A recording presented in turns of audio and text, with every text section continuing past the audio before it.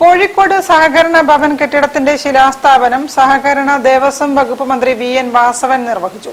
പുതിയറ സഹകരണ ഭവൻ കെട്ടിടം ജീർണാവസ്ഥയിലായതിനെ തുടർന്ന് നിയമാനുസൃത അനുമതിയോടെ പഴയ കെട്ടിടം നിലനിന്നിരുന്ന സ്ഥലത്തു തന്നെ ആസ്ഥാന മന്ദിരം നിർമ്മിക്കുന്നത്.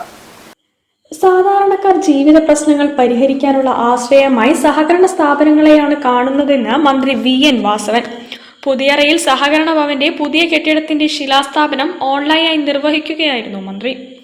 അഹമ്മദ് ദേവർകോവിൽ MLA അധ്യക്ഷനായിരുന്നു.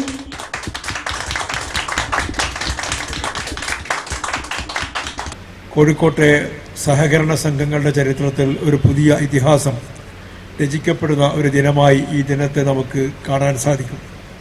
നമ്മുടെ നാടിൻ്റെ സഹകരണ സംഘങ്ങൾക്ക് വളർച്ചയുടെ പുതുപാതയൊരുക്കാൻ സഹായകമായ രീതിയിൽ ഒരു മനോഹര സൗധം ഇവിടെ ഉയർന്നു വരട്ടെ എന്ന് പ്രാഥമികമായി ഞാൻ ആശംസിക്കുകയാണ്.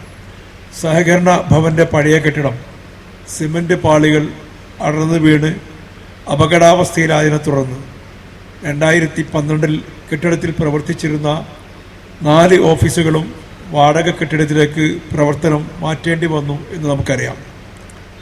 കേരളത്തിൻ്റെ സാമൂഹിക സാമ്പത്തിക വളർച്ചയിൽ സഹകരണ പ്രസ്ഥാനങ്ങൾ വലിയ പങ്ക് വഹിച്ചിട്ടുണ്ട് എന്ന കാര്യത്തിൽ ഒരു സംശയവുമില്ല.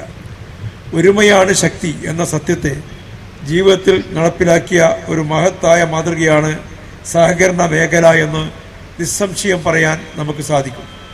വ്യക്തികളുടെ ചെറിയ സംഭാവനകൾ ഒരുമിച്ച് ചേരുമ്പോൾ അത് സമൂഹത്തിൻ്റെ വലിയ ശക്തിയായി മാറുന്നുവെന്ന് സഹകരണ പ്രസ്ഥാനം നമ്മെ പഠിപ്പിക്കുന്നുണ്ട്. Councillor Sara Jafar, PWD building division executive engineer N. Sreejayan, joint registrar NM Sheeja, Mampatta Sreedharan, GC Prasanth Kumar തുടങ്ങിയവർ പ്രസംഗിച്ചു. News bureau, Kozhikode. വാർത്തകളിൽ ഒരു ഇടവേള. ക്യാൻസറിനെതിരെ പൊരുതാനായി കാലിക്കറ്റ് സിറ്റി സർവീസ് സഹകരണ ബാങ്കും MVR ക്യാൻസർ സെന്ററും സംയുക്തമായി അവതരിപ്പിക്കുന്ന ക്യാൻസർ ചികിത്സാ സഹായ പദ്ധതിയാണ് മാസ് കെയർ.